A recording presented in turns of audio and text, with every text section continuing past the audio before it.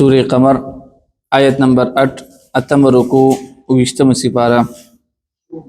صفحہ نمبر 24 اعوذ باللہ من الشیطان الرجیم بسم اللہ الرحمن الرحیم مهطعين إلى الداع يقول الكافرون هذا يوم عسر كذبت قبلهم قوم نوح فكذبوا عبدنا وقالوا مجنون وازدجر صدق الله العظيم سورة قمر آیت نمبر 8 اتم رکو 20 سپارہ تاسو له یاد شي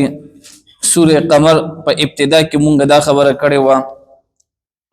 چې د نبی علیہ الصلوۃ والسلام ته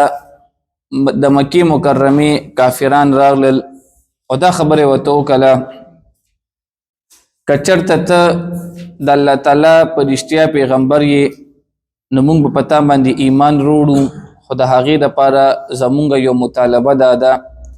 چې دا سولسم سپوږمۍ دا مونږ ته په دوه ټوکرو باندې کا نبی صلی الله علیه وسلم الله پاک نه چې کله دعا وکړه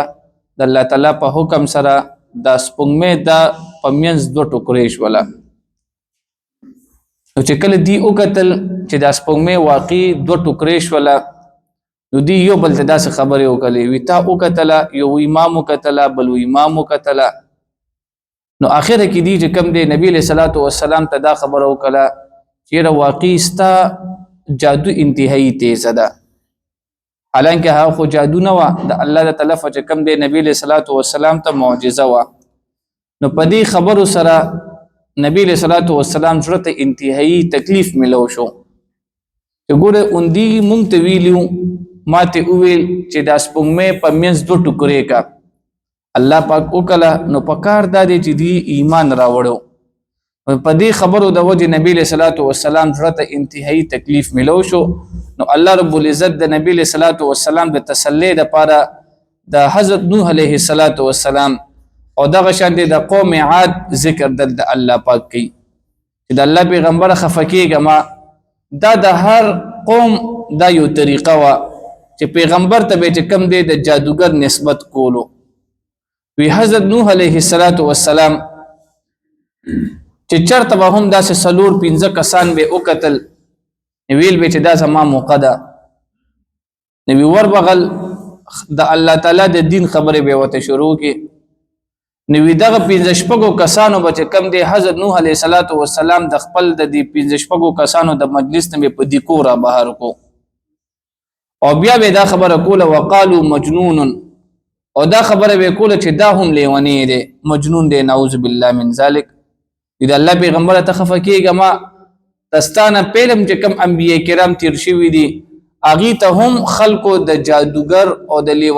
لیونی سره کړي دي نسبت کړي دي لہذا په دې خبرو باندې خفکیږه ما نو په دې کې چې کم دی د نبی صلی الله علیه وسلم ته تسلی ده مهطعين الى الداع فمندبوي طرف دبلون کتا يقول الكافرون وایب کافران هذا يوم عسر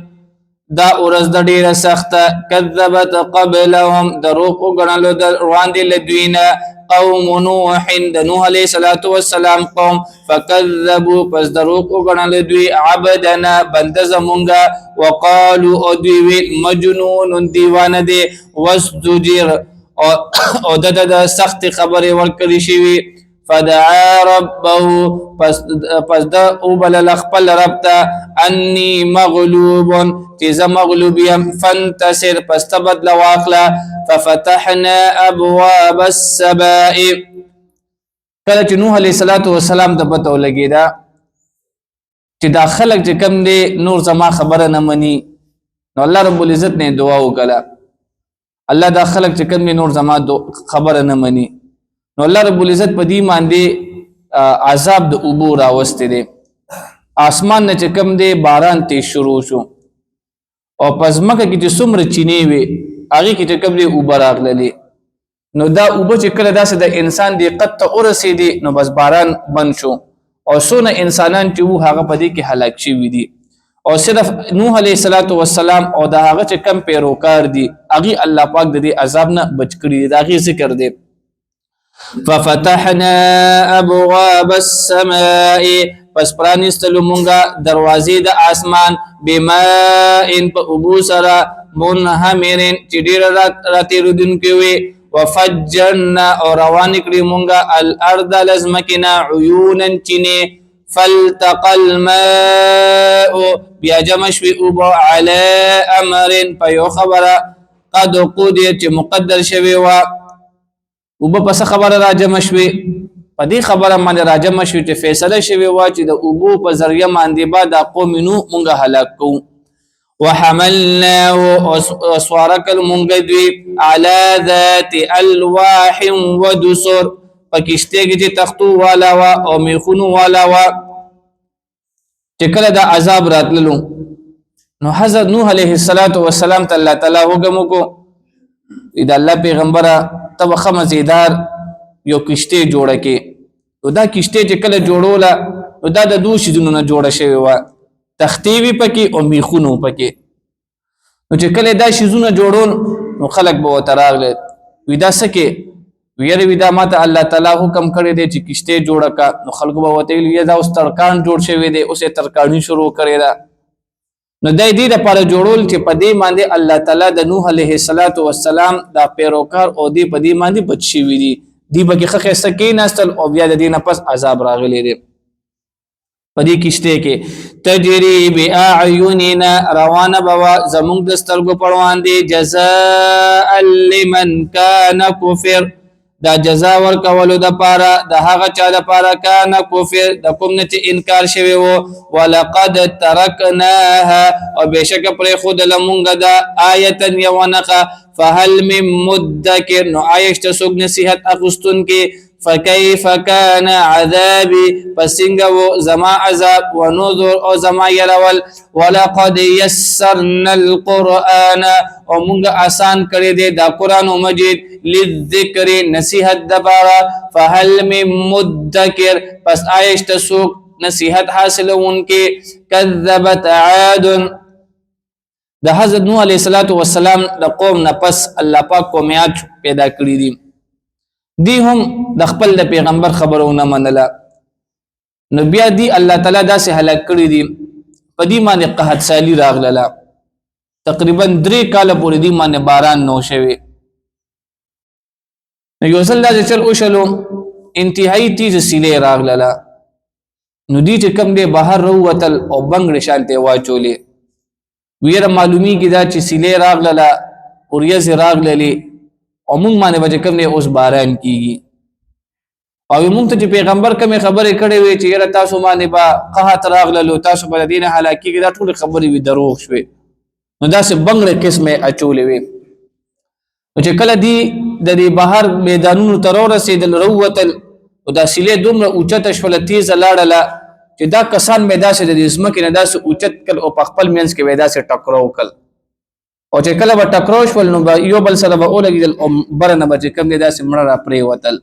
او داسې وخکاره کېدل الله دې کم دې د مثال ورکي وی لکه څنګه چې د قجوري سانګي انسان چې کم دې راماتي داسې پشرق سره نو وی داسې به کم دې دی هم د دې سیلې سره به داسې اوچت شول او په خپل مینس کې به اولګیدل او برنه به یو ځای مړه را پرې وتل نو دلته د قوم عاد د خلکو د هلاک کېدلو ذکر دی كذبت عاد او دروغ وګڼل قوم عاد هم فكيف كان عذابي ونذر فسنگو عذاب زما او يرول زما إنا أرسلنا بشك مونږ لګلې عليهم پدوی ماندی ریحا سلی سور ډیره سخته فی یوم نحس مستمع پورس کې د سپیری همیشه تنزع الناس رخل به خلق كأنهم لكتها اعجاز نخل جريد دقجر منقعر دبيخ نوتلي فكيف كان عذابي ونذر نسنگو زما عذاب او زما يرول ولقد يسرنا القرآن او مونږه آسان کړی دی دا قرآن مجید للذکر د نصیحت د پاره فهل من مدکر نو آیشت سوق نصیحت قبلون کې واخر الدعوانا الحمد لله رب